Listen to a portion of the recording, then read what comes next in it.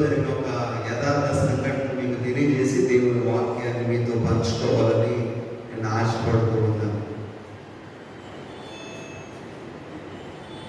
ఒక కుటుంబంలో, ఒక గ్రామంలో, ఒక కుటుంబంలో ఒక అమ్మాయి పుట్టింది. ఒక్కతే అమ్మాయి కావడంతో ఆ అమ్మాయిని ఆ కుటుంబస్తులు చాలా గారాబంగా పెంచారు. ఆ అమ్మాయి ఉదయాన్నే లేచి ఆ ఇంట్లో తిరుగుతూ ఉంటే తన అన్నదమ్ములు అందరూ కూడా సంతోషించేవారు. ఇలా కొన్ని రోజులు జరిగిన తర్వాత ఆమె యవ్వన ప్రాయంలోకి వచ్చిన తర్వాత ఆమె ఆలోచించడం ప్రారంభించింది. ఏమని ఆలోచించిందంటే, ఎప్పుడు ఈ ఇంట్లోనే ఉండాలా, ఎప్పుడు వీరి మధ్యనే తిరగాల, నాకు ఒక స్వేచ్ఛ అనేది లేదా అని చెప్పి ఆ ఇంటిలో నుంచి బయటకు వెళ్ళిపోయింది. అలా వెళ్ళిపోయినటువంటి ఆ యవనస్తుల జీవితంలో ఏం జరిగింది అని మనం తెలుసుకోవాలంటే పరిశుద్ధ గ్రంథంలోకి మనం వెళ్ళాలి. పరిశుద్ధ గ్రంథం నుండి ఆదికాండం 34వ అధ్యాయం 1వ వచనాన్ని మనం చదువుకుందాం. ఆదికాండం 34వ అధ్యాయం. లేయా యాకోబుకు కలిగిన కుమార్తె అయిన దీనా ఆ దేశపు కుమార్తెలను చూడవెళ్ళను. ప్రార్థన చేసుకుందాం. మహాపరిశుద్ధుడా, జీవగల ప్రభువా, ఈ రాత్రి ఈ యవనస్తుల కోడికలో మా ఆధ్యాత్మిక జీవితాలకు కావలసిన మాటను మీరు అందించండి. యవనస్తుల్ని ఈ సన్నిధిలో వారిని బలపరచమని ప్రాధాన్యతూ ఉన్నాం. నీ వాక్యం ద్వారా దర్శించి నీ చిత్తంలో మేమందరం నడిచి నిత్య జీవానికి, పరలోక రాజ్యానికి వారసులైనట్లుగా నీ వాక్యం ద్వారా మమ్మల్ని దర్శించమని సమస్తమైన మహిమ, ఘనత, ప్రభావాలకు ఆరోపిస్తూ యేసు పరిశుద్ధ నామమున ప్రార్థిస్తున్న మా పరమ తండ్రి, ఆమేన్. ఆదికాండము 34వ అధ్యాయం 1వ వచనంలో దీనాను గురించిన ప్రస్తావన దేవుడు జ్ఞాపకానికి తెచ్చాడు. ఆ ఇంటిలో నుంచి బయటకు వెళ్ళిపోయిన ఆ అమ్మాయి ఎవరో కాదు, ఆమె పేరే దీనా. ఆమె యవన ప్రాయంలోకి వచ్చిన తర్వాత ఆమె ఆలోచనలు మారాయి. అనుకుంటా ఉంది, ఎప్పుడు చూసిన ఈ కుటుంబంలో ఉండాలని చెప్పి బయటకు వెళ్ళిపోయింది. చూడండి, కుటుంబ వ్యవస్థలో యవనస్తుల పాత్ర చాలా కీలకమైంది. ఈ యవనస్తురాలు తన కుటుంబాన్ని విడిచి బయటకు వెళ్ళింది అనగా తన హద్దులు దాటి బయటకు వెళ్ళింది. ప్రతి దానికి ఒక హద్దు అనేది ఉంటుంది. సముద్రానికి కూడా ఒక హద్దు ఉంది. ఆ సముద్రము తన హద్దు దాటి బయటకు వెళితే ప్రళయంగా మార్చబడి అనేక మంది మరణానికి కారణమవుతుంది. కాబట్టి దేవుడు హద్దులను పెట్టాడు. ఏ విధంగా ఉండాలో, ఏ విధంగా ఉండకూడదు, ఏ విధంగా జీవించాలో, ఏ విధంగా జీవించకూడదని కొన్ని హద్దులను దేవుడు మనందరికీ పెట్టాడు. యవన ప్రాయంలో మనం మన హద్దుల్లో ఉండి మన ఆధ్యాత్మికమైన జీవితాన్ని కట్టుకోవాలని, అలా కట్టుకోకపోతే మన జీవితం ఎలా ఉంటుందో అనే విషయాన్ని ఒక గుణపాఠంగా, ఒక యవనస్తురాల జీవితాన్ని దేవుడు ఈ రాత్రి మన ముందు పెడతా ఉన్నాడు. ఆ యవనస్తురాలే దీనా. దీనా తన హక్కులను దాటి బయటకు వెళ్ళింది. దాని ద్వారా ఆమె జీవితంలో కష్టాన్ని, నష్టాన్ని కొని తెచ్చుకుంది. చాలా సందర్భాల్లో యవనస్తులుగా మన హక్కులను దాటి మనం ప్రవర్తించడం ద్వారా అది మనతోనే కాదు, మన కుటుంబానికి నిందను, అవమానాన్ని తీసుకువస్తుంది అనడానికి ఒక ఉదాహరణ దీనా జీవితం. కాబట్టి యవన ప్రాయం చాలా శ్రేష్టమైనది. దేవుడు మనకి హద్దులను పెట్టాడు. కుటుంబ వ్యవస్థలో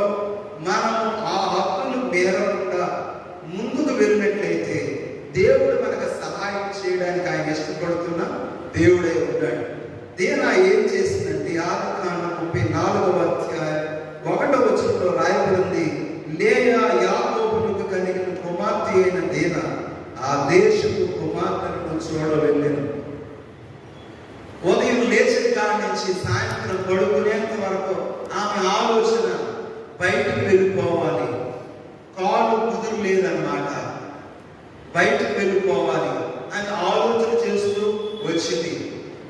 ఎక్కడికైనా వెళ్ళాలంటే తన అన్నలు ఉన్నారు, తన తల్లిదండ్రులు ఉన్నారు, తన కుటుంబస్తులు ఉన్నారు. వారందరితో చెప్తే తప్పనిసరిగా ఆమె ఏం చేసేవారు, బయటకు తీసుకెళ్ళేవారు. కానీ ఎవరితో చెప్పకుండా అందరి కళ్ళు కప్పి ఒక రోజు ఒంటరిగా బయటకు వెళ్ళిపోయింది. చాలా సందర్భాల్లో యవనస్తులు ఏం చేస్తారంటే తల్లిదండ్రులు కళ్ళు కప్పి, కుటుంబస్తులు కళ్ళు కప్పి ఏం చేస్తారంటే బయటకు వెళ్ళిపోతున్నారు, ఇష్టానుసారంగా జీవిస్తూ ఉన్నారు. దాని ద్వారా వారి జీవితం, వారి భవిష్యత్తు పాడైపోతూ ఉంది. కాబట్టి దేనా జీవితం ద్వారా నేటి యవనస్తులకు దేవుడు చెప్తున్న ఒక గుణపాఠం ఏమిటంటే, మన హద్దుల్లో ఉండి యవన జీవితాన్ని మనం ఏం చేయాలి, కట్టుకోవాలి. దేన ఒక దైవ భక్తి కలిగిన కుటుంబంలో పుట్టింది. దేవుడు అన్నాడు, నేను యాకోబు దేవుడు అని చెప్పాడు. అంత శ్రేష్టమైన కుటుంబంలో పుట్టినటువంటి ఈ దేన జీవితాన్ని మనం పరిశీలన చేస్తే, తల్లిదండ్రుల్లో ఉన్న భక్తి లేదా అమ్మాయిలు, సహోదరుల్లో ఉన్న భక్తి లేదా అమ్మాయిలు, కుటుంబంలో ఉన్నటువంటి వ్యక్తులు కలిగిన భక్తి, విశ్వాసము, ప్రార్థన జీవితం దేనా కలిగలేదు. ఎప్పుడు చూసినా లోకపరమైన ఆలోచనలు గుండా ఆ యవనస్తురాలు వెళుతూ ఉంది. అందుకనే దేనా తన జీవితంలో నష్టపోయిన సందర్భాన్ని దేవుడు జ్ఞాపకం చేస్తా ఉన్నాడు. దేనా గురించి పరిశుద్ధ గ్రంథంలో ఆదికాండం 34వ అధ్యాయంలో దేవుడు ప్రస్తావనకు తీసుకుని వచ్చాడు. అదేవిధంగా ఆదికాండం 30వ అధ్యాయం 21వ వచనంలో దేవుడు జ్ఞాపకం చేశాడు. ఆదికాండం 46వ అధ్యాయం 15వ వచనంలో దేవుడు దేనాను గురించిన ప్రస్తావన చేశాడు. 3 వాక్యాల్లో దేనా పేరును దేవుడు ప్రస్తావనకు తీసుకువచ్చాడు. దేనా అనగా తీర్పు పొందుట అని అర్థం. దేనా అనగా అర్థం ఏంటి? తీర్పు పొందుట అని అర్థం. కాబట్టి ఈ దేనా జీవితంలో దైవికమైనటువంటి విషయాల్లో ఈ అమ్మాయికి ఆసక్తి లేదు. ఎప్పుడు బయటకు వెళ్ళిపోదామా, ఎప్పుడు లోకానుసారమైన విషయాలను చూద్దామనే ఆలోచనతోనే ఆమె బ్రతికింది. నేటి యవనస్తులు పాడైపోవడానికి గల కారణం ఏమిటంటే, బుద్ధిగా చదువుకోకుండా, తల్లిదండ్రుల మాట వినకుండా లోకంలోకి వెళ్ళిపోదాం, ఆటలకు వెళ్ళిపోదాం, ఇష్టానుసారంగా తిరుగుదామని చెప్పి ఎప్పుడు చూసిన అటువంటి ఆలోచనలు యవనస్తులు చేస్తూ ఉన్నారు. దాని ద్వారా వారి భవిష్యత్తు అనేది ఏమవుతుంది, పాడైపోతుంది. నీ తల్లిదండ్రులు నిన్ను ఒక కలెక్టర్గా చూడాలనుకుంటున్నారు, నీ తల్లిదండ్రులు నిన్ను ఒక టీచర్గా చూడాలనుకుంటున్నారు, నీ తల్లిదండ్రులు ఒక ఉన్నతమైన స్థితిలో నిన్ను పెంచాలని వారు ఆశపడుతూ ఉన్నారు. వారికి ఉన్న లక్ష్యాలు, వారు నెరవేర్చలేనటువంటి లక్ష్యాలు నీ ద్వారా నెరవేర్చుకోవడానికి వారు రాత్రి పగలు కష్టపడుతున్నారు. కష్టపడి నిన్ను చదివేస్తున్నారు. వారు చిరుకుపని బట్టలు వేసుకుని ఎన్నో శ్రమలు పడుతూ, కష్టాలు పడుతూ, చెమట నుంచి కష్టపడుతున్నారు. ఎందుకంటే నీవు ఒక ఉన్నతమైన స్థితిలో ఉండాలి. వారు పడిన కష్టం ఒక యవనస్తుడిగా, ఒక యవనస్తురాలుగా నీవు పడకూడదని చెప్పి వారు ఎంతగానో ప్రయాసపడుతున్నారు. కానీ ఇవేమి పట్టకుండా వారి కోరిక చెప్పిన, వారి ఇష్టం చెప్పిన, ఇష్టానుసారంగా యవనస్తులు వారి జీవితాన్ని నాశనం చేసుకుంటా ఉన్నారు. అలా నాశనం చేసుకున్నటువంటి యవనస్తుల జీవితాన్ని దేవుడు జ్ఞాపకం చేస్తూ చరిత్రలో జరిగిన ఒక యథార్థ సంఘటనను ఈ రాత్రి మన ముందు పెడతా ఉన్నాడు. నీ జీవితాన్ని కట్టుకుంటే నువ్వు బాగుపడతావు, సమాజానికి, సంఘానికి, కుటుంబానికి దీవెనకరమైన వ్యక్తులుగా నువ్వు మార్చబడతావు. అలా కట్టుకోకుండా నా జీవితం, నా ఇష్టం, నేను ఎలాగైనా తిరుగుతాను, ఎలాగైనా బ్రతుకుతాను అని అనుకుంటే కనుక మన జీవితం దేనావని భయంకరమైన పరిస్థితుల్ని ఎదుర్కోక తప్పదు అని దేవుడు జ్ఞాపకం చేస్తూ ఉన్నాడు. కాబట్టి ఆలోచన చేయండి. దేనా అందరి కళ్ళు తప్పి బయటకు వెళ్ళింది. వెళ్ళి ఏదైనా సాధించిందా అంటే సాధించింది లేదు. కానీ కానీ కుటుంబానికి అపకీర్తిని తీసుకువచ్చింది, అవమానాన్ని తీసుకువచ్చింది, నిందను తీసుకువచ్చింది, దుఃఖాన్ని తీసుకువచ్చింది. చాలా మంది యవనస్తులు నేటి దినాల్లో వారి కుటుంబాలకు దుఃఖాన్ని తీసుకొస్తున్నారు, అవమానాన్ని తీసుకొస్తున్నారు, అపకీర్తిని తీసుకొస్తూ ఉన్నారు. కాబట్టి ఒకవేళ అటువంటి గుంపులో ఉన్న వ్యక్తులమైతే మనం ఈరోజు మన ఆధ్యాత్మికమైన జీవితాన్ని సరి చేసుకోవాలని దేవుడు జ్ఞాపకం చేస్తూ ఉన్నాడు.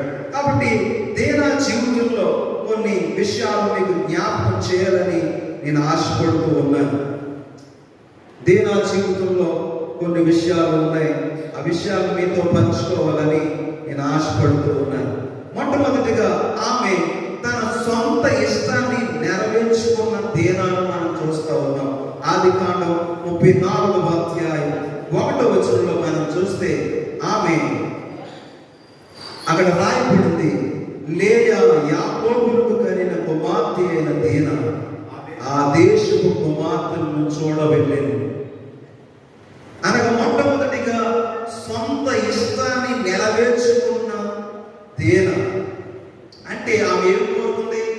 స్వేచ్ఛను కోరుకుంటా ఉంది.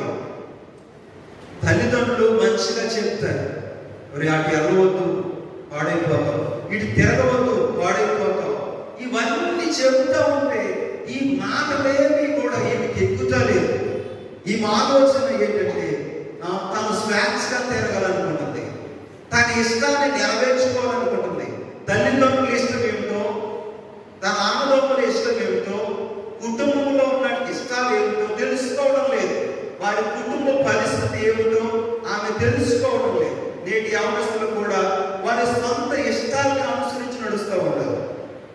వారి సొంత ఇష్టాలు, వారి సొంత కోరికలు, వారు స్వేచ్ఛగా తిరగడానికి ప్రయత్నం చేస్తూ ఉన్నారు. దాని ద్వారా వారు నష్టాన్ని, కష్టాన్ని వారి జీవితంలో తెచ్చుకుంటున్నారు అనే విషయాన్ని దేవుడు దేనా జీవితం ద్వారా దేవుడు మనందరికీ పరిచయం చేస్తూ ఉన్నాడు. ఆలోచన చేయండి. ఒకవేళ నీ ఇష్టాన్ని, నీ కోరిక చెప్పున, నీ స్వేచ్ఛ చెప్పు నువ్వు తిరిగితే అది నీకు మరి ఘనతను తీసుకురాదు, కానీ అవమానాన్ని, అపకీర్తిని తీసుకువస్తుంది అనడానికి శ్రేష్టమైన ఉదాహరణ దేనా జీవితం. కాబట్టి ఆలోచన చేయండి. మీ తల్లిదండ్రులు చెప్తారు, బాగా చదువుకో, మంచిగా పని చేసుకో, మంచిగా ఉండు అని చెప్పినప్పుడు వారి ఇష్టాన్ని, వారి యొక్క ఉద్దేశాన్ని నువ్వు వినాలి. You have to obey the parents. దేవుని యొక్క మరి చిత్తంలో నడిచే కుమార్తెవైతే, కుమారుడు అయితే మనం ఏం చేయాలి? మన తల్లిదండ్రుల మాట వినాలి. నీ ఇష్టం చెప్పిన తిరగడానికి వీలు లేదు, నీ కోరిక చెప్పిన జీవించడానికి వీలు లేదు. ఎందుకంటే నీకంటూ కుటుంబంలో కొన్ని హద్దులు అనేవి ఉన్నాయి. దేనా ఏం చేసి తన హద్దులను దాటి బయటకు వెళ్ళింది. దాని ద్వారా ఆమె జీవితంలో ఎంత నష్టాన్ని కొని తెచ్చుకుందో పరిశుద్ధ గ్రంథం ఆదికాండం 34వ అధ్యాయంలో మరి విపులంగా వివరంగా తెలియజేస్తూ ఉంది. కాబట్టి ఆలోచన చేయండి. నీ సొంత ఇష్టము కాదు, నీ తల్లిదండ్రుల ఇష్టం, నీ కుటుంబం ఇష్టం, దేవుని ఇష్టాన్ని తెలుసుకుని మన ఆధ్యాత్మికమైన జీవితాన్ని మనం కట్టుకోవడానికి ప్రయత్నము చేయాలి. లేకపోయినట్లయితే మన జీవితాన్ని మనమే పాడు చేసుకుంటున్నాం అనే విషయాన్ని దేవుడు తన వాక్యం ద్వారా మనకి తెలియజేస్తా ఉంటాడు. కాబట్టి ఆమె ఏం చేసిందంటే తన ఇష్టము చెప్పున, తన కోరిక చెప్పున తిరగడానికి ప్రయత్నం చేస్తూ ఉంది. అయ్యో నా తండ్రి భక్తి కలిగిన వాడు, నా కుటుంబం భక్తి కలిగిన కుటుంబం, దేవుడు మమ్మల్ని ఆశీర్వదించాడు, మేము అనేక మందికి దీవెనకరంగా ఉండాలనే ఆలోచన నాకు లేదు. ఆ చుట్టుపక్కల ఉన్న అమ్మాయిని పిలిచి ప్రార్థన పెట్టుకుందాం, దేవుని ఘనపరుచుకుందాం, దేవుని విషయాన్ని తెలియచేద్దాం, ఏమీ లేదు. ఉదయం లేకగానే ఆలోచన ఎలా ఎస్కేప్ అవ్వాలి, ఎలా ఆ దేశపు కుమార్తెను చూడాలి, బైబిల్ ఉన్నటువంటి విషయాన్ని తెలుసుకోవాలి, ఈ సరిహద్దులను దాటి, హద్దులు దాటి వెళ్ళాలనేటువంటి ఆలోచనలోనే అమ్మాయి బ్రతుకుతూ ఉంది. చాలా మంది అంతే, చదువుకోమంటే చదువుకోరు, ప్రార్థన కలమంటే ప్రార్థనకి వెళ్ళరు. ఎప్పుడు చూసినటువంటి వారి ఆలోచనలు వారి ఇష్టము చెప్పున, వారి కోరిక చెప్పున మరి జీవించడానికి వారు ప్రయాసపడుతూ ఉంటారు. అలా ప్రయాసపడితే కనుక మనం నష్టాన్ని కొని తెచ్చుకుంటున్నాం అనే విషయాన్ని దేవుని వాక్యం స్పష్టంగా మనకు తెలియజేస్తూ ఉంది. కాబట్టి ఆలోచన చేయండి. నీ ఇష్టం కాదు కానీ నీ తల్లిదండ్రుల ఇష్టం, నీ కుటుంబ ఇష్టం, దేవుని ఇష్టాన్ని, దేవుని చిత్తాన్ని తెలుసుకుని మనం ఏం చేయాలి?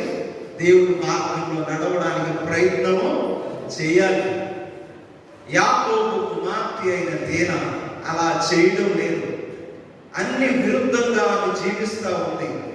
ఆమె ఒక ఎస్తేరు వలె, ఆమె ఒక రూతు వలె, ఆమె ఒక ఉన్నతమైన స్థితిగతులు కలిగి ఎదగవలసి తన కుటుంబానికి గౌరవాన్ని, కీర్తిని, ప్రసిద్ధిని తీసుకురావలసిన దీనా తన తప్పడడుగుల వల్ల, తన హద్దులను దాటడం వల్ల ఎంతో అపకీర్తిని ఆ కుటుంబానికి తెచ్చిపెట్టింది. కాబట్టి యవనస్తులారా, మనమందరం యవన ప్రాయంలో ఉన్నాం. మనం సాధించవలసిన లక్ష్యాలు చాలా ఉన్నాయి. మనం ఎంతో భవిష్యత్తును మనం కలిగి ఉన్నాం. అయితే సాతాను మన హృదయాల్లోకి వచ్చి మన జీవితాన్ని పాడు చేసి, మరి సమాజానికి పనికి రాకుండా, సంఘానికి పనికి రాకుండా, కుటుంబానికి పనికి రాకుండా మనం ఏం చేస్తాడు? నాశనం చేస్తూ ఉన్నాడు.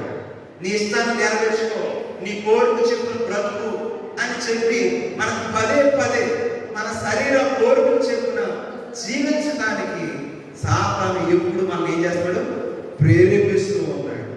కాబట్టి అటువంటి సందర్భాల్లో మనము మన జీవితాన్ని సరి చేసుకొని దేవుని మార్గంలో నడవడానికి మనం ప్రయత్నం చేయాలి. రెండవదిగా మనం ఆలోచన చేస్తే ఆదికాండం 34వ అధ్యాయం 1వ వచనంలో రాయబడింది, లేయా యాకోబుకు కనిన కుమార్తె అయిన దీనా ఆ దేశపు కుమార్తెలను చూడవెళ్ళెను. రెండవదిగా మనం ఆలోచన చేస్తే లోక ఆశల వైపు చూపు కలిగిన దీనాను మనం చూస్తూ ఉన్నాం. మొట్టమొదటిగా తన ఇష్టాన్ని, తన కోరికను, తన స్వేచ్ఛ చొప్పున జీవించడానికి ప్రయత్నం చేస్తున్న దీనాను మనం చూసాం. రెండవదిగా లోక ఆశల వైపు చూపు కలిగినటువంటి దీనాను మనం చూస్తూ ఉన్నాం. ఉదయాన్నే లేచి ప్రార్థించుకోవలసిన దీనా, ఉదయాన్నే లేచి ఇంట్లో పనులు చేయవలసిన దీనా, ఉదయాన్నే లేచి కుటుంబంతో ఆరాధనలో ఉండవలసిన దీనా, ఉదయాన్నే లేచి బయటికి వెళ్ళి ఎప్పుడు ఈ కంచె దాడుదామా, ఈ ద్వారాన్ని దాడుదామా, ఈ యొక్క పరిస్థితులను దాటి బయటికి వెళ్ళిపోదామా, ఇదే ఆలోచనలో ఉంది. అంటే ఆమె చూపు ఎక్కడుంది? ఆత్మీయ స్థితిగతుల వైపు లేదు, లోకం వైపు ఉంది.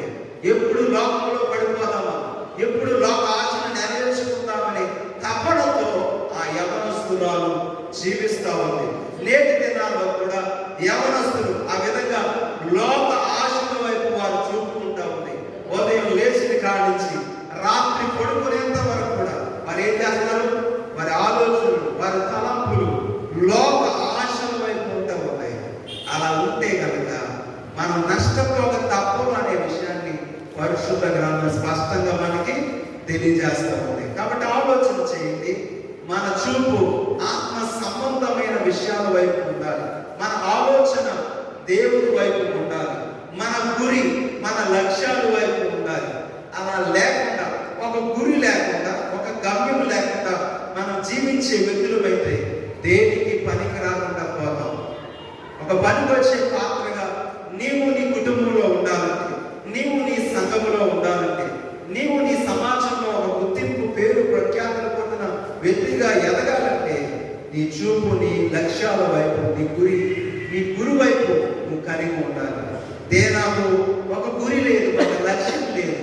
ఆమె ఏం చేస్తుందంటే ఎప్పుడు తప్పించుకుని వెళ్ళిపోదామా, ఎప్పుడు లోకాన్ని చూద్దామా, లోకంలో ఉన్న ఆశలను చూద్దామనే ఆలోచనలోనే బ్రతుకుతూ ఉంది. కాబట్టి ఆమె తన జీవితంలో ఏమీ సాధించలేకపోయింది. నువ్వు ఏదైనా ఒక సాధించాలని ఒక గురితో, ఒక లక్ష్యంతో ప్రయాణం చేస్తున్నప్పుడు నీకు అనేక అవరోధాలు వస్తాయి, అనేక కష్టాలు కూడా నువ్వు వెళ్ళవలసి వస్తాయి. అటువంటి సందర్భాల్లో ఒక యవనస్తుడిగా, ఒక యవనస్తురాలుగా మనం ఏం చేయాలంటే మనము దేవుని వైపు చూడాలి. దేవుని వైపు చూసి మన జీవితాన్ని కట్టుకోవడానికి ప్రయత్నము చేయాలి. దేనా అలా చేయలేదు. అంత మాత్రమే కాదు, దేనా జీవితాన్ని దేవుడు ప్రస్తావనకు తీసుకువచ్చాడు. చాలా మంది యవనస్తులు వారు ఏ విధంగా జీవితాన్ని పాడు చేసుకుంటున్నారో అలా పాడు చేసుకోకండి. చరిత్రలో జరిగిన ఒక యథార్థ సంఘటనను దేవుడి రాత్రి మనకు పరిచయం చేస్తా ఉన్నాడు. ఈ యొక్క ఆదికాండం 34వ అధ్యాయం, ఇది చరిత్రలో జరిగిన యథార్థ సంఘటన. కాబట్టి ఆలోచన చేయండి. నా ఇష్టం చెప్పిన నేను తిరుగుతాను, నేను ఎవరి మాట వినను అని అన్నట్టుగా నువ్వు జీవించినట్లయితే నువ్వు ఏమీ సాధించలేవు. ఏమీ సాధించకపోయినా పర్లేదు, కానీ నీ కుటుంబానికి అపనిందను, అపకీర్తిని, నిందను, అవమానాన్ని తీసుకువచ్చే వ్యక్తులుగా ఉండకూడదని దేనా జీవితాన్ని దేవుడి రాత్రి మనకు ప్రస్తావనకు తీసుకుని వస్తా ఉన్నాడు.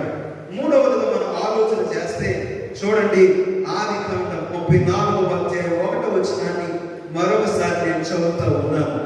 లేయా యాకోబునకు కనిన కుమార్తె అయిన దేనా ఆ దేశపు కుమార్తెను చూడ వెళ్ళెను.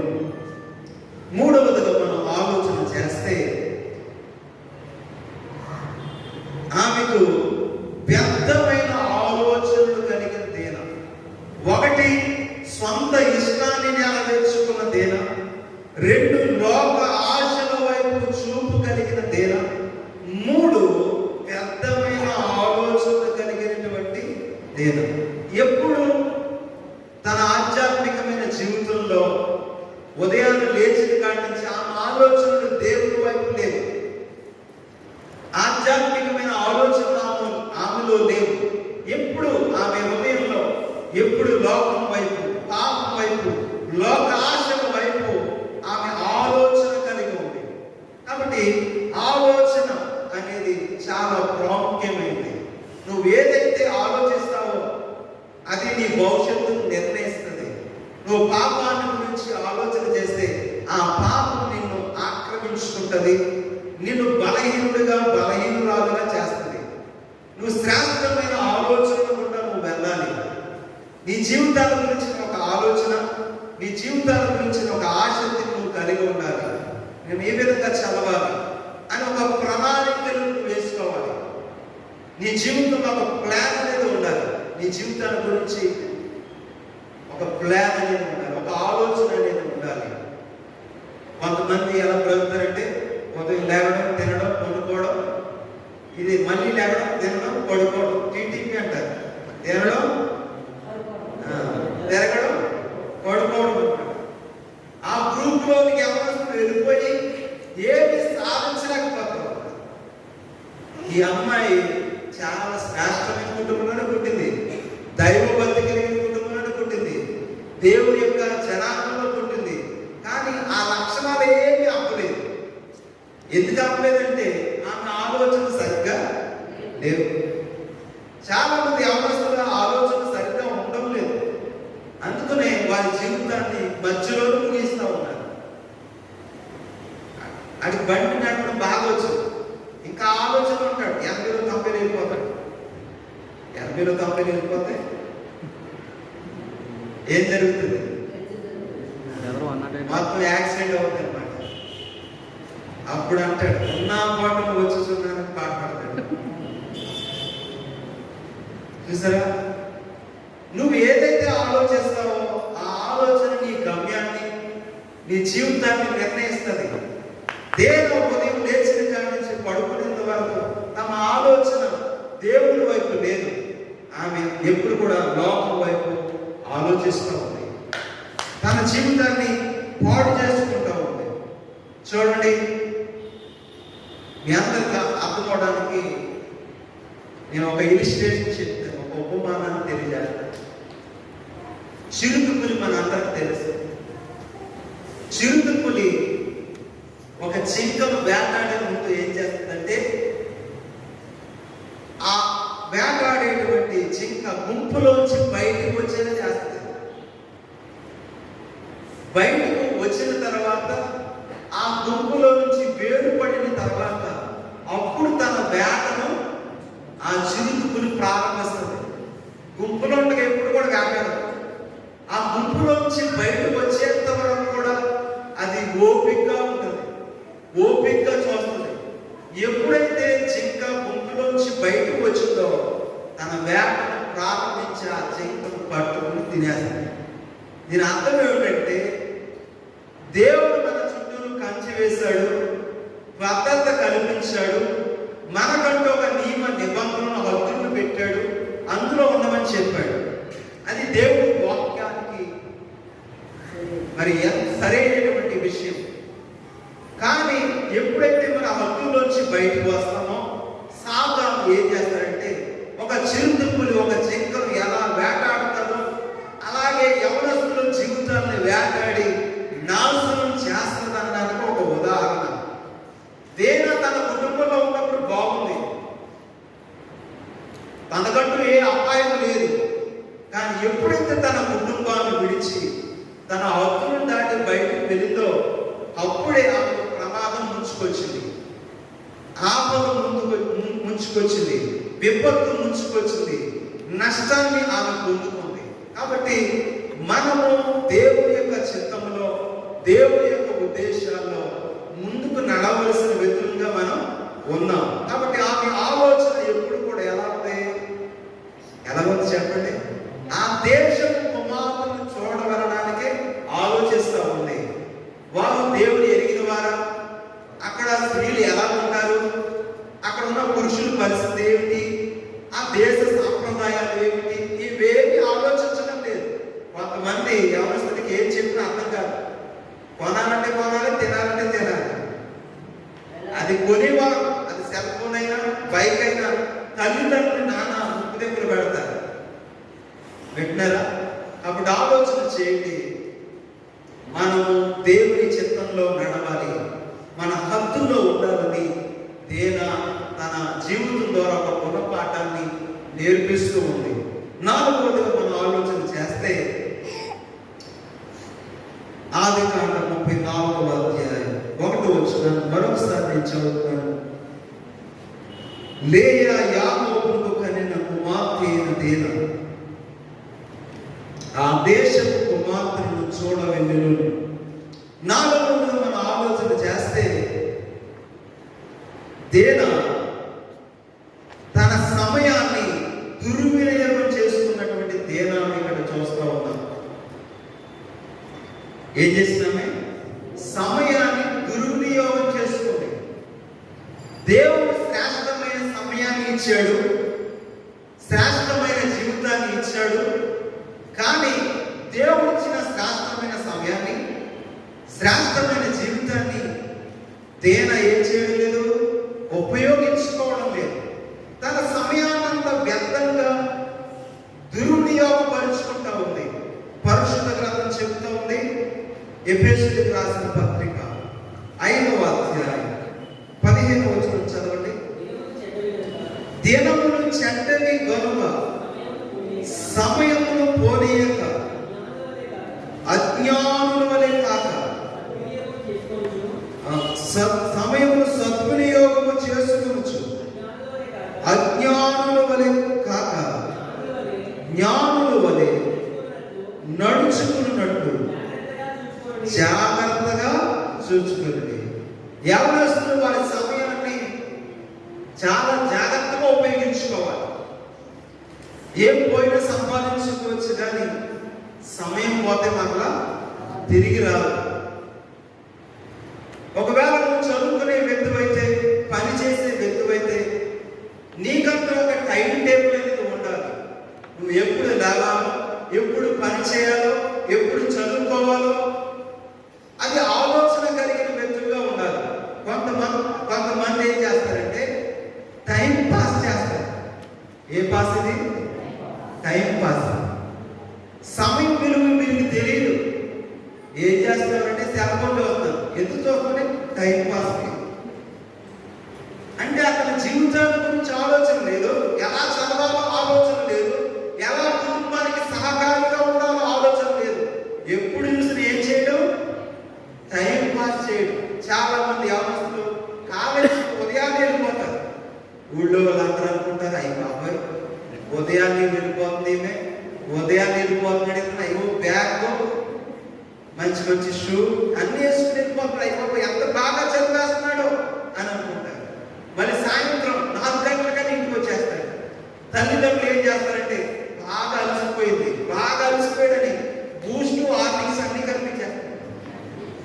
ఎంతకీ ఏం చేస్తాడంటే కాలేజీ పొద్దుడు వెళ్ళిపోయి ఆ బస్ స్టాండ్ దగ్గర ఉంటాడు. మధ్యాహ్నం ఆ బస్ స్టాండ్ లో భోజనం చేసేస్తాడు. ఆ మధ్యాహ్నం వచ్చే అబ్బాయిని చూస్తూ కాలక్షేపం చేసి 4 గంటలకు ఏదో బాగా చదివేసిన వ్యక్తిగా ఇంటికి వస్తున్నాడు. తల్లిదండ్రులు అనుకుంటున్నాడు బాగా చదివేస్తుంది, బాగా చదివేస్తున్నాడు అనుకుంటున్నాడు. చివరికి ఏం జరుగుతుందంటే ఇతను ఏం చేస్తున్నాడు, బస్ స్టాండ్కి వెళ్తున్నాడు, ఇంటికి వస్తున్నాడు. చివరికి ఏమవుతుందంటే బతుకు బస్ స్టాండ్ అయిపోతుంది. ఏమైంది చివరికి? బతుకు బస్ స్టాండ్ అయిపోయింది అనమాట. ఏంటంటే సమయాన్ని ఉపయోగించుకోవడం ఈ వ్యక్తికి చేత కాలేదు, ఈమెకి చేత కాలేదు. ఎవరు ఇదే పని, క్లాసులకు సరిగ్గా అటెండ్ అవ్వరు, సరిగ్గా చదవరు. వారి భవిష్యత్తు గురించి తల్లిదండ్రులు ఏమనుకుంటున్నారో, ఎంత కష్టపడుతున్నారో అనే ఆలోచన చాలా మందికి లేకపోవడం చాలా విచారకరమైన విషయం. దేనా కూడా ఆమె జీవితాన్ని గురించిన ఆలోచన లేదు, తన తల్లిదండ్రుల గురించిన ఆలోచన లేదు, తన కుటుంబాల గురించిన ఆలోచన లేదు. ఎప్పుడు సమయాన్ని పాడు చేసుకోవడం, దుర్వినియోగం చేసుకోవడం, వ్యర్థంగా తిరగాలనుకోవడం, వ్యర్థంగా బ్రతకాలనుకోవడం, ఇదే జీవితం అనుకుంటే అది తర్వాత తెలిసి వచ్చింది. చాలా మంది అనుకుంటారు అప్పుడు నేను చదువుకుంటే బాగుండేది అనుకుంటారు. ఎప్పుడు పెళ్ళి అయిపోయిన తర్వాత, పిల్లలు పుట్టిన తర్వాత, బాధ్యతలు పెరిగిపోయిన తర్వాత అప్పుడు అనుకుంటారు మా అమ్మ నాన్న చాలా కష్టపడి చదివించారు కానీ నేను ఏం చేయలేదు, చదువుకోలేదు. ఎప్పుడో చదువుకుంది అన్ని అయిపోయి వచ్చింది. అది ఎప్పుడు రావాలి, ముందు రావాలి ఆ బుద్ధి. దేనాకు అటువంటి ఆలోచన లేదు. ఆమె సమయాన్ని దుర్వినియోగం చేసుకుంటూ వచ్చింది, ఆమె ప్లాన్ వేసుకుంటూ వచ్చింది. ఆమె ప్లాన్ వేసుకుని అక్కడిపోయింది. వింటారా? ఆమెతో ఎవరు వెళ్ళలేదు, అన్నదమ్ములు లేదు, చెలికత్తలు లేదు, పనివారు లేదు, తల్లిదండ్రులు లేదు. ఎవరికి తెలియకుండా అందరి కళ్ళు కప్పు బయటకు వెళ్ళింది. చాలా మంది బయటకు వెళ్ళేటప్పుడు తల్లిదండ్రులు అడుగుతారు, అబ్బాయి ఎక్కడికి వెళ్తున్నాం అని అంటారు, అమ్మాయి ఎక్కడికి వెళ్తున్నాం అంటే నేను ఇచ్చే సమాధానం ఏంటంటే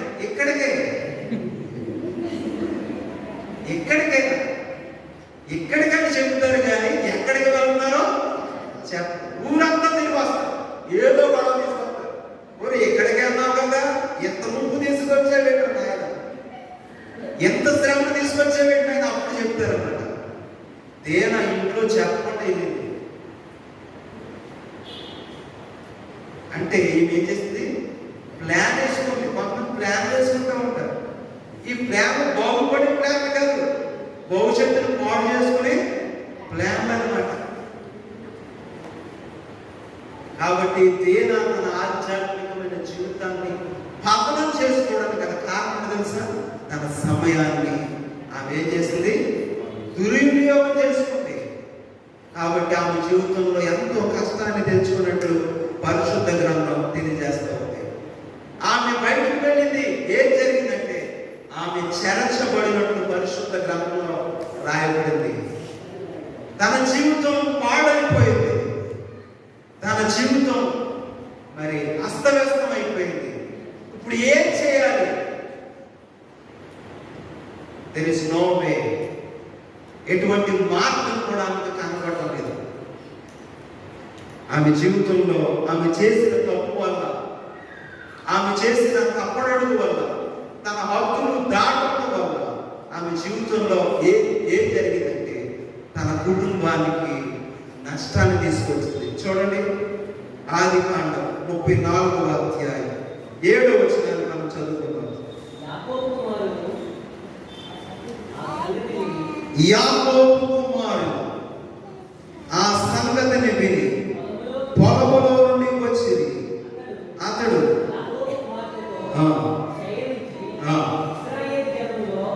ఇశ్రాయేలు జనములో అవమానకరమైన కార్యము చేసేది.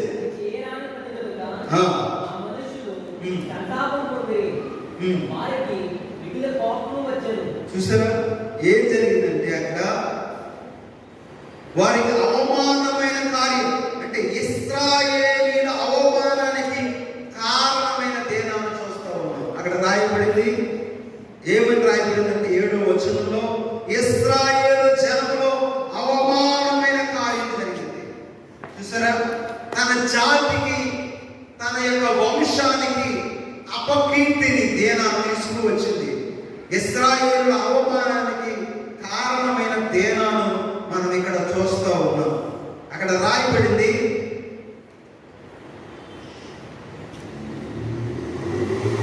దేవుడి వాక్యంలో మనం చదివినప్పుడు 5వ వచనం చదివితే, తన కుమార్తె అతడు చెరిపినని యాకోబు విని తన కుమారుడు పశువులతో పొలములో ఉండినందున వారు వచ్చి వారితో ఓరకుండేను రాయబడింది. ఒక మాట అక్కడ రాయబడింది, స్పెసిఫిక్ గా ఓరకుండేను రాయబడింది. ఎంత విపత్తు జరిగింది, ఇంత అవమానం జరిగింది, ఇంత అపకీర్తిని తీసుకువచ్చింది అని తెలిసినప్పుడు తండ్రి ఏం చేశాడు? ఓరకుండేను రాయబడింది. అంటే దాని అర్థం ఏంటో తెలుసా? ఈ అమ్మాయి చాలాసార్లు ఆమె ఏం చేసింది? కుటుంబంలో విసిగించేసింది అనమాట. అలా జరిగిందా? ఇదే కొత్త కాదు అన్నట్టుగా యాకోబు ఏం చేశాడు? ఓరకుండే అని రాయబడింది. అంటే చాలా సందర్భాల్లో ఆమెని హెచ్చరించి ఉండవచ్చు, ఆమెను సరిచేయడానికి ప్రయత్నం చేసి ఉండవచ్చు, కానీ ఆమె విన్నది కాదు. చాలా సందర్భాల్లో మిమ్మల్ని బట్టి, మనల్ని బట్టి, ఎవరి ప్రాయం ఉన్న మనందరిని బట్టి మన కుటుంబాలు విసుకుపోతున్నాయి. వీడికి ఎన్నిసార్లు చెప్పిన వినండి, ఈమెకి ఎన్నిసార్లు చెప్పిన వినండి అని చెప్పి విసుకుపోయారే. తీరా జీవితంలో కూడా చాలా సార్లు చెప్పి వారు విసుకుపోయి ఉండవచ్చు. అందుకని అక్కడ రాయబడింది, యాకోబు ఓరకుండే రాయబడింది. జరిగిందా? చాలాసార్లు చేస్తుంది అన్నట్లు ఓరకుని ఉన్నాడు. చూసారా, నీ కుటుంబంలో నీవు నీ తల్లిదండ్రులు విసిగించే వ్యక్తివైతే, నీవు లోపడని వ్యక్తివైతే, కుటుంబానికి ఎంత అపకీర్తిని నీవు తీసుకువస్తున్నావు అనడానికి ఒక శ్రేష్టమైన ఉదాహరణ దీన జీవితం. కాబట్టి యవనస్తులమైన మనం అందరము కూడా దేవుడి చిత్తంలో నడవాలి, దేవుడి ఉద్దేశాల్లో మనం నడవాలి. మిమ్మల్ని చదివిస్తే చదువుకోవాలి, పనికి పంపిస్తే పనికి వెళ్ళాలి. ఏ పనినైతే దేవుడు మనకి ఇచ్చాడో ఆ పనిని మనం చేయడానికి మన తల్లిదండ్రులు లోబడి మన జీవితాన్ని, మన భవిష్యత్తును కట్టుకోవాలి. కానీ దేనా అలా చేయలేదు. ఇశ్రాయేలు వంశానికి అవమానాన్ని తీసుకువచ్చింది. అంత మాత్రమే కాదు, ఆదికాండం 34వ అధ్యాయం 7వ వచనంలో రాయబడింది, వారు సంతాపములు ఉన్నారు. అనగా తన కుటుంబ దుఃఖానికి కారణమైనటువంటి దేనాలను మనం చూస్తూ ఉంటాం. వారందరూ వచ్చారు, అందరూ వచ్చారు, యాకోబు అందరూ వచ్చి గొడ్లు మంది ఏడుస్తూ ఉన్నారు. వారు సంతాపం పొందుతూ ఉన్నారు, వేదన పడుతూ ఉన్నారు. నీవు నీ తల్లిదండ్రులు సంతోషకరంగా ఉండాలి, కానీ వారిని ఏడిపించే విధంగా ఉండకూడదు. కొంతమంది ఎప్పుడు ఏడిపిస్తారు తల్లిదండ్రులు, మాట వినరు. కష్టపడింది తెచ్చిన సంపాదన ఇంట్లో ఇవ్వరు. 600 సంపాదిస్తాడు, బాగా సంపాదిస్తాడు, 400 తాగేస్తాడు. వస్తా ఒక కేజీ చికెన్ తెచ్చుకుంటాడు, కేజీ 140 రూపాయలు. ఇప్పుడు ఎంత అయింది? 500, మొత్తం 540 రూపాయలు అయింది. ఇంకా ఎంత పిండింది? 60 రూపాయలు తెచ్చేస్తాడు. కుటుంబంలో తల్లిదండ్రులు కావచ్చు, భార్య కావచ్చు, భర్త కావచ్చు, ఎంత పిండింది? సంపాదించింది 600, కానీ మిగిలింది 60 రూపాయలు. 60 రూపాయలతో ఏమి కుటుంబం పోషించబడుతుంది? అప్పుడు ఆలోచన చేయండి. యవనస్తులు తల్లిదండ్రులు మాట వినడం లేదు, వారికి అకౌంట్ పెట్టుకుంటున్నారు, వారు సంపాదించిన వారు దాచుకుంటున్నారు. కానీ తల్లిదండ్రులు క్షేమయోగా వారికి ఏ విధంగా వారిని పోషించాలి, ఏ విధంగా వారిని గౌరవించాలో అటువంటి స్థితిగతులు లేని సమాజాన్ని నేటి దినాల్లో మనం చూస్తూ ఉంటాం. ఇప్పుడు ఏం జరిగింది? దేనా వల్ల తన కుటుంబానికి దుఃఖం వచ్చింది. అయ్యో, ఎంత అవమానం వచ్చింది, ఎంత నింద వచ్చి పడింది. దేవుని కుటుంబంలో, దేవుని యొక్క మార్గాల్లో నడిచే కుటుంబంలో ఎంత ఆపద రావడం ఎంత విచారకరమైన విషయం. కాబట్టి నీ కుటుంబం భక్తి కలిగిన కుటుంబం, నీ కుటుంబం దేవుని సేవ చేసే కుటుంబం, నీ కుటుంబం దేవుడిలో ఎదిగే కుటుంబం, నీ కుటుంబం సంఘంలో ఒక ప్రాముఖ్యత చెందిన కుటుంబం అయితే నువ్వు చేసే చిన్న పొరపాటు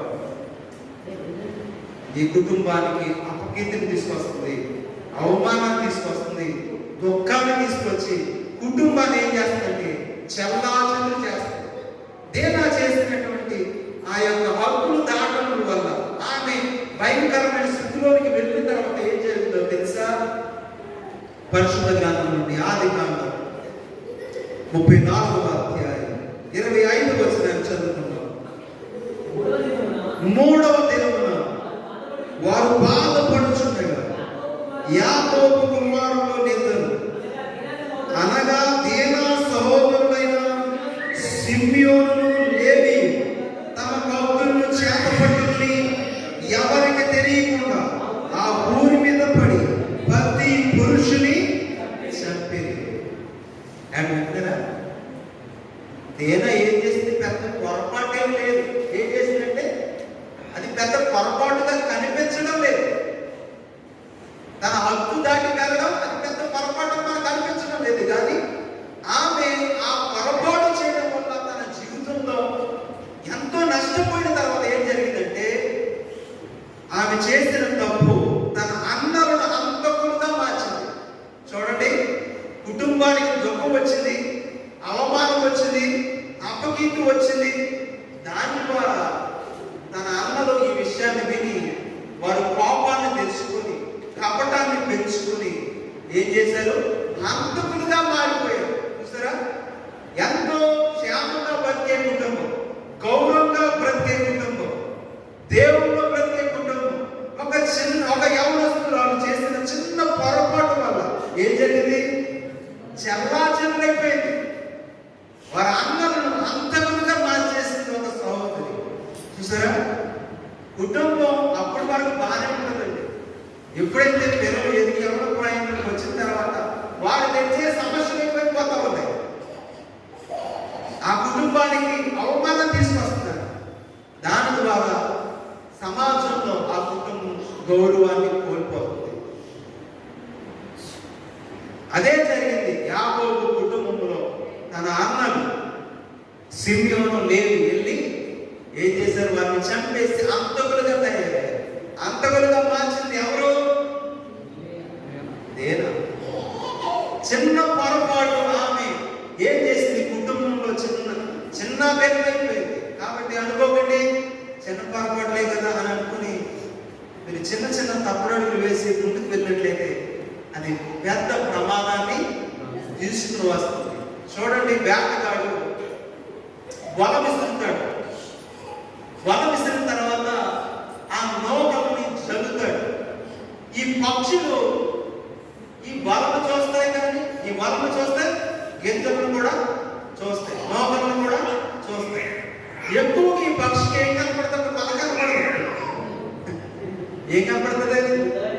ఆ గింజలే కనపడతాయి, ఆ నౌకలే కనపడతాయి. ఈ దృష్టాంతా నౌకల మీద ఉంటుంది, కానీ అక్కడ వలందనే విషయాన్ని ఆ పక్షి మర్చిపోతుంది. చాలా సందర్భాలు మనం కూడా అంతే. కాబట్టి ఆలోచన చేయండి, నువ్వు చేసే చిన్న పొరపాటు నీ కుటుంబాన్ని ఎంత విచ్ఛిన్నం చేస్తుందో అనడానికి దేనా జీవితం ఒక గుణపాఠంగా దేవుడు మనకు తెలియజేస్తూ ఉంటాడు. తన ఆత్మలు అంతకులుగా మార్చబడిన సందర్భాన్ని దేవుడు జ్ఞాపకం చేశాడు. కాబట్టి ఆలోచన చేయండి, నీవు నీ హద్దుల్లో ఉండాలి. నీవు నీ జీవితాన్ని కట్టుకోవాలి. నీ కుటుంబంలో ఒక శ్రేష్టమైన కుమారుడుగా కుమార్తెగా ఎదిగి బాగా చదువుకుని ఫలించి అభివృద్ధి చెంది ఉన్నతమైన ఉద్యోగాలు చేసి నీ కుటుంబానికి పేరు, నీ సంఘానికి పేరు, సమాజానికి ఉపయోగపడేటువంటి ఒక పాత్రలు తయారవ్వాలి. చాలా మంది అంటారు, మీ అబ్బాయి ఇలా తిరుగుతాడండి, అలా తిరుగుతాడండి. ఎవరైనా చెప్పారు? నమ్మరు. మా అబ్బాయి అలాంటి కాదండి. ఒకవేళ నిజం తెలిసిందనుకోండి, మా అబ్బాయి కాదు, కాదు ఎవరో చెరిపోయాడు. మా అబ్బాయి మా ఊరు మంచివాడండి, ఆ చదవండి. మా అమ్మాయి మంచిదేనండి, ఆమె చదవండి. తెలిసినట్లే గర్తిస్తే, తెలిసినట్లే తప్పు సరి చేస్తే మరలా మార్గంలోకి వెళ్ళడానికి పిల్లలు భయపడతారు. కానీ తల్లిదండ్రులు అలా చేయడం లేదు. వీడు ఎవరిని కొట్టొచ్చేస్తాడు. వాళ్ళు వచ్చి చెప్పారనుకోండి, మా వాడు ఎవరిని కొట్టడు, చాలా బుద్ధిమంతుడు అనేవాడు కూడా చాలా మంది. ఎప్పుడైతే నువ్వు వెనకేసుకుంటూ వస్తావో ఏమవుతుందో తెలుసా, వాళ్ళు ఇంకా ముందుకు వెళ్ళిపోతారు, ఇంకా తప్పుడు పనులు చేస్తారు.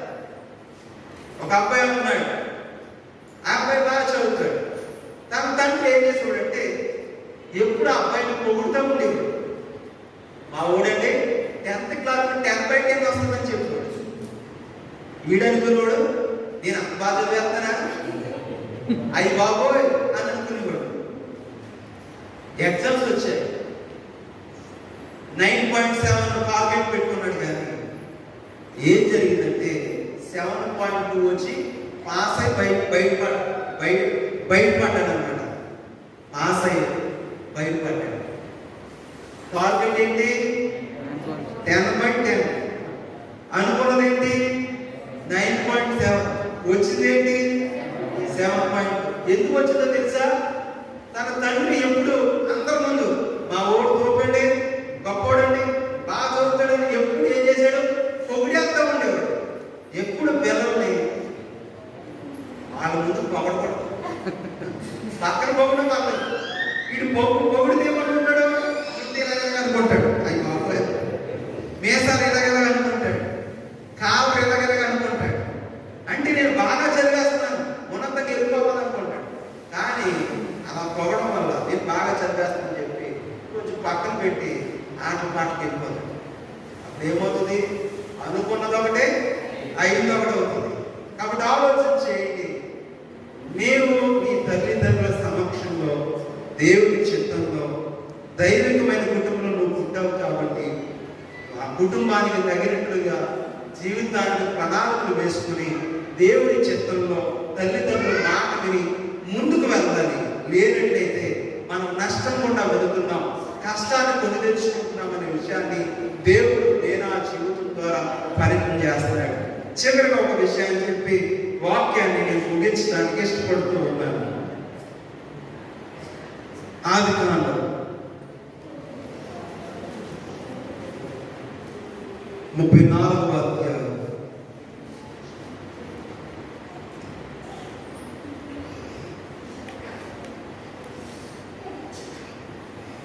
25వ వచనాన్ని మనం చదువుతున్నాం.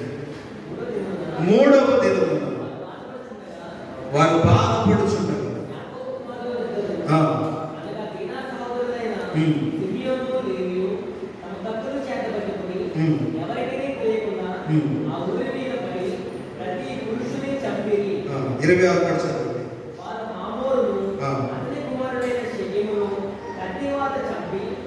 షెకెము ఇంటి నుండి దీనాను తీసుకుని వెళ్ళిపోయి, ఇలా తీసుకుని వెళ్ళిపోయిన తర్వాత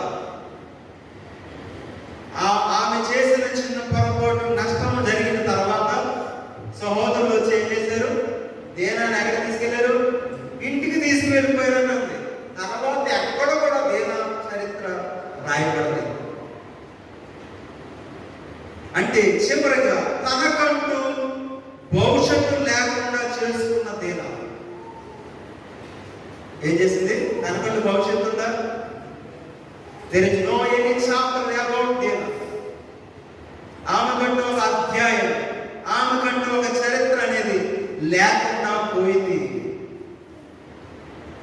34వ అధ్యాయం 30వ అధ్యాయం, ఈ అధ్యాయం తర్వాత ఎక్కువగా దేనా చరిత్ర గురించి దేవుడు ప్రస్తావించలేకపోయాడు. ఎందుకో తెలుసా, ఆమెకంటూ ఒక భవిష్యత్తు లేకుండా ఆమె చేసుకుంది. చాలా మంది యవనస్తులు వారికంటూ ఒక భవిష్యత్తు లేకుండా చేసుకుంటూ ఉన్నారు. అలా చేసుకున్న వ్యక్తుల్లో మనం ఉన్నట్లయితే ఇప్పుడైనా సరి చేసుకుంటే, ఇప్పుడైనా దేవుడి దగ్గరికి వస్తే, ఇప్పుడైనా తప్పుడు మార్గాలు విడిచిపెడితే దేవుడు కనికరించి కృప చూపించి మంచి భవిష్యత్తును ఇవ్వడానికి ఆయన సిద్ధంగా ఉన్నాడు. దేనాకు భవిష్యత్తు లేకుండా పోయింది, చరిత్ర లేకుండా పోయింది. ఆమెకంటూ ఒక భవిష్యత్తు, ఒక చరిత్ర అనేది, ఒక అధ్యాయం అనేది లేకుండా చేసుకుంది. దేనా తన చేతుల తన జీవితాన్ని ఏం చేసుకుంది, పాడు చేసుకుంది. కాబట్టి చేతుల జీవితం నువ్వు నాశనం చేసుకున్న వ్యక్తివైతే ఇప్పుడే మారు మనసు పొంది దేవుడి దగ్గరికి రావాలని దేవుడు పిలుపుని అందిస్తా ఉన్నాడు. ఒక ఇలిస్ట్రేషన్ చెప్పి నేను వాక్యాన్ని ముగిస్తాను. ఒక తాతగారు తన చేతిలో ఒక చేతాకోక చిలుకలు పెట్టుకుని తన మనవడిని పిలిచాడు.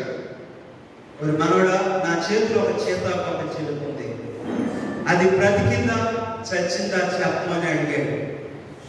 ఒకవేళ చనిపోయిందంటే బ్రతుకున్న చేతాకోక చిలుకను అలా వదిలేస్తాడు. బ్రతుకుందని చెబితే చేతులు కాబట్టి అలా నొక్కి చంపేస్తాడు. అప్పుడు ఆ మనవుడు ఇచ్చినటువంటి సమాధానం ఏమిటంటే, ఆ చేతాకోక చిలుక బ్రతకాలన్నా చావాలన్నా అది నీ చేతిలోనే ఉంది అని చెప్పాడు. అలాగే నీ జీవితం అది బాగుపడాలన్నా పాడు చేసుకోవాలన్నా అది నీ చేతిలోనే ఉంది. దేవుడు నీకు నీ జీవితాన్ని, శ్రేష్టమైన జీవితాన్ని ఇచ్చాడు. దాన్ని బాగు చేసుకుంటావో పాడు చేసుకుంటావో ఆలోచించుకో, సరి చేసుకో. దేవుడి చిత్తానికి నీ జీవితాన్ని మరి సమర్పిస్తే దేవుడు నిన్ను దీవిస్తాడు. అటువంటి కృప, ధన్యత దేవుడు మన అందరికి అనుగ్రహించుగాక. ఆమేన్. మీ అందరి క్షేమం కొరకు చిన్న ప్రార్థన. ఒకసారి ఆలోచన చేయండి. ఎవరు సహోదరి, ఎవరు సహోదరుడు, ఎవరు సులువుగా ఉన్నాం. మన జీవితాన్ని సాతాను పాడు చేయాలని ఎన్నో లోక ఆశలు మన హృదయాల్లో పెడతా ఉన్నాడు. లోక ఆశలు కలిగి, లోక చూపులు కలిగి, లోక ఆలోచనలు కలిగి తన జీవితాన్ని పాడు చేసుకుంది. తన హక్కులను దాటి మీరి తన జీవితాన్ని పాడు చేసుకుంటూ వచ్చింది. తనకంటూ భవిష్యత్తు లేకుండా చేసుకుంది. ఒకవేళ నీకంటూ భవిష్యత్తు లేకుండా నువ్వు చేసుకున్న వ్యక్తివైతే, యవనస్తులమైతే ఈ రాత్రి దేవుని వాక్యం మనతోనే స్పష్టంగా మాట్లాడుతూ వచ్చింది. కాబట్టి ఈ రోజైనా మార్పు చెందుతావా? యేసు ప్రభు నమ్ముకుని నీ జీవితాన్ని, నీ హృదయాన్ని ఆయనకు అప్పగించి నీ సమయాన్ని సద్వినియోగం చేసుకొని భక్తి కలిగిన కుటుంబంలో నీ తల్లిదండ్రులకు ప్రయోజనకరంగా, సంఘానికి ప్రయోజనకరంగా, సమాజానికి ప్రయోజనకరంగా నీవు ఉండాలని దేవుడు కోరుకుంటున్నాడు. నేను అలా బ్రతుకుతాను, దేవుడి కొరకు విలువైన పాత్రగా ఉంటానని దేవుడికి నీ జీవితాన్ని ఈ రోజే సమర్పించుకో. మీ అందరి క్షేమం కొరకు చిన్న ప్రార్థన. మహాపరిశుద్ధుడా, జీవము గల ప్రభువా, మీకు వందనాలు. నా జీవితాన్ని నుంచి ఒక గుణపాఠాన్ని మాకు నేర్పిస్తూ వచ్చారు. నా జీవితం నా ఇష్టం అని చెప్పి యవనస్తులందరూ వారి జీవితాన్ని నాశనం చేసుకుంటున్నారు. వారి కాలానికి ముందే చనిపోతూ ఉన్నారు. ఎంత విచారకరమైన విషయం. ఒకసారి అటువంటి యవనస్తులు ఎవరైనా వారి జీవితాన్ని పాడు చేసుకునే వారు మా మధ్యలో ఉన్నట్లయితే ఈ రోజు వారి జీవితాన్ని నీలో కట్టుకొని, నేను అంగీకరించి నీ మార్గాలు నడిచే కృపను, ధన్యతను యవనస్తులమైన మా అందరికీ దయచేయమని, ఈ యవనస్తుల కొడుకును నడిపిస్తున్న వారిని, స్థానిక సంఘాన్ని, సేవకులను, పెద్దలను దీవించి ఆశీర్వదించి ఈ యవనస్తుల కొడుకు ఇంకనూ అభివృద్ధిపరిచి అనేక మంది రక్షించబడి మరి దీవెనకరమైన వ్యక్తులుగా, ఉపయోగకరంగా ఉన్నట్లు సహాయం చేయమని, విత్తబడిన వాక్యాన్ని మా హృదయాలను ఫలింప చేయమని యేసు పరిశుద్ధ నామమున ప్రార్థిస్తున్న మా పరమ తండ్రి. ఆమేన్. అందరికి వందనాలండి. దేవుడు మిమ్మల్ని దీవించుగాక.